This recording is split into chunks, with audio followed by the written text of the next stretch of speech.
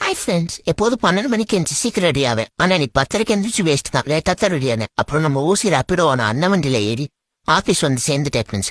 எப்போதும் வெயில் பல்ல இடிக்கும். ஆனா இன்னைக்கு கொஞ்சம் பரவாயில்ல, ரொம்ப கம்மியா தான் இருந்துச்சு வெயில். அப்புறம் ஆபீஸ் வந்து முதல் வேலை சோறு சாப்பிட போறது. நானிஸ் கிச்சன்ல இருந்து வர சோறு சாப்பிடணும். அதாவது எங்க அக்கா வீட்டுல இருந்து வர சோறு சாப்பிடணும். அதை சாப்பிட்டு முடிச்சிட்டு வாங்குற காசு கொஞ்சமா வேலை பார்த்துட்டு மீட்டிங்ல அட்டென்ட் பண்ணி முடிச்சிட்டு மறுபடியும் தின்னுட்டு திருப்பி வேற என்ன வேலை, ரூமுக்கு கிளம்புறதுதான். சரியான டிராபிக். அண்ணன் தான் பாவம். ஏன்னா எனக்கு வண்டி ஓட்ட தெரியாது. அவர் கஷ்டப்பட்டு ஓட்டிட்டு வந்து என்னை ரூம்ல சேர்த்து விட்டாரு. வந்தக்கப்புறம் ஆன்டிட்ட கேட்டேன், 1 மாசத்துக்கு முன்னாடி சொன்ன ஃபேன் ரிப்பேர் என்ன ஆச்சுன்னு. அது இனே முடியல. சரின்னு சொல்லிட்டு ரெஃப்ரெஷ் ஆகிட்டு ஓசியில கிடைச்ச ட்ரெஸ்ஸை மாட்டிக்கிட்டு சாப்பிட உட்காந்துட்டேன் ஃப்ரெண்ட்ஸ்.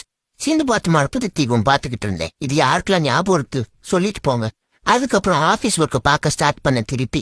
எனக்கு மட்டும் தான் இப்படி நடத்தல, உங்க எல்லாத்துக்கும் இப்படித்தான் இருக்குதா ஃப்ரெண்ட்ஸ்? நான் கோட ரன் பண்ணாலே எரர் மட்டும்தான் வருது. ஏன் வருது, எதுக்கு வருதுன்னு தெரியல. போயிட்டு சீனியர்கிட்ட கேட்டா அவர் ஒரு பதில் சொல்றாரு. அது சுத்தமா நமக்கு புரிய மாட்டேங்குது.